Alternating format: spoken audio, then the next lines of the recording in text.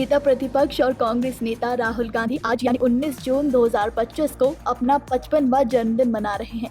राहुल गांधी के जन्मदिन पर कांग्रेस पार्टी में जश्न का माहौल है।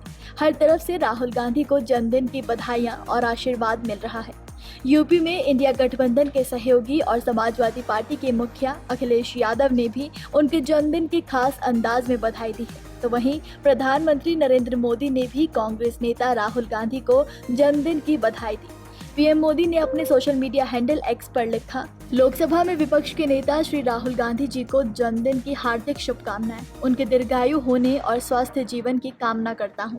तो वहीं कांग्रेस अध्यक्ष मल्लिकार्जुन खड़गे ने भी राहुल गांधी को उनके जन्मदिन के अवसर पर बधाई देते हुए सोशल मीडिया पर लिखा, राहुल गांधी को जन्मदिन की हार्दिक शुभकामनाएं। जो चीज आपको अलग करती है वो संविधान के मूल्यों के प्रति आपका अप्रतिम समर्पण और उन लाखों लोगों की खातिर सामाजिक, राजनीतिक और आर्थिक न्याय के प्रति आपका गहरा लगाव है, जिनकी आवाजें अक्सर अनसुनी कर दी जाती हैं।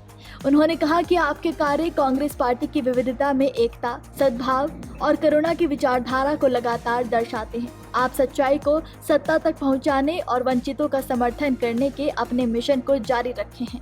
मैं आपके लंबे, स्वस्थ और खुशहाल जीवन की कामना करता हूं। तो वहीं पार्टी के कई अन्य नेताओं ने राहुल गांधी के प्रति सम्मान जताया और जन्मदिन की हार्दिक बधाइयों से पूरा सोशल मीडिया भरा हुआ नजर आ रहा है। अब ऐसे में सवाल उठता है कि आखिर आज राहुल गांधी 55 वर्ष की आयु पूरी करने के बाद किस तरह से अपने जन्मदिन को खास मनाने जा रहे हैं। तो आपको बता दें कि इसकी प्लानिंग राहुल गांधी और कांग्रेस पार्टी ने पहले ही कर ली थी।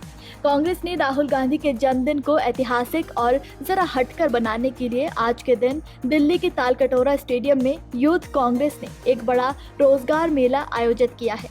इस मेले में देश के तमाम बड़ी प्राइवेट कंपनियां आ रही हैं, जिसके लिए कांग्रेस नेता कई दिनों से प्रचार प्रसार करके लोगों को जुटाने का काम कर रहे थे। माना जा रहा है कि इस रोजगार मेले में 100 से ज्यादा कंपनियां हिस्सा लेंगी और युवाओं को उनकी काबिलियत के लिहाज से रोजगार देंगी।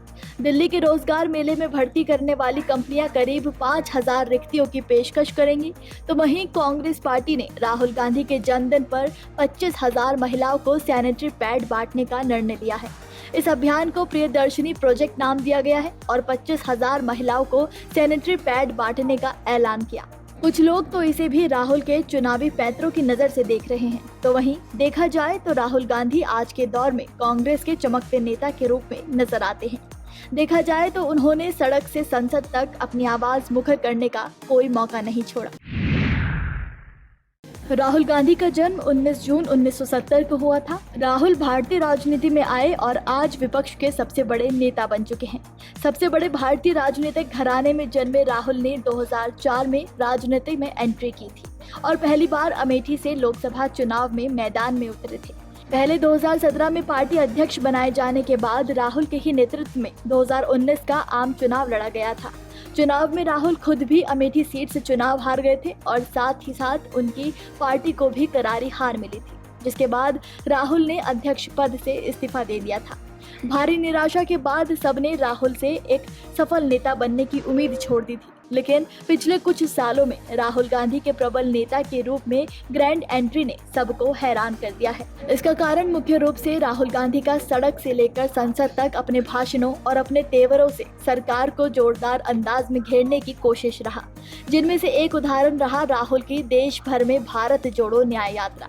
देश के कोने कोने में पहुंचकर राहुल गांधी ने जो अपनी अलग छवि गढ़ी वो अब तक के सभी नेताओं में से किसी ने नहीं की और इसका असर तब दिखा जब लोकसभा चुनाव में कांग्रेस ने शानदार वापसी की और 2019 में 52 सांसदों पर सिमटने वाली कांग्रेस के आज लोकसभा में 100 सांसद हैं। नेता प्रतिपक्ष बन जाने के बाद राहुल ने कई ऐसे मुद्दे उठाए जिस पर केंद्र हमेशा चुप्पी साधे नजर आए। ये तो कांग्रेस नेता आज 55 साल के हो गए हैं, लेकिन अभी तक उन्होंने शादी नहीं की है। कई बार उनकी शादी को लेकर सवाल उठाए गए। शादी की कई सलाहें भी उन्हें बड़े नेताओं द्वारा दी गई, लेकिन राहुल गांधी की तरफ से कभी भी इस टॉपिक पर खुलकर बात नहीं की गई। वो जहां भी जाते उनसे ये सवाल पूछ लिया जाता है कि आखिर राहुल गांधी शादी कब करेंगे, जिस पर राहुल कोई सटीक जवाब देने से हमेशा बचते नजर आए हैं।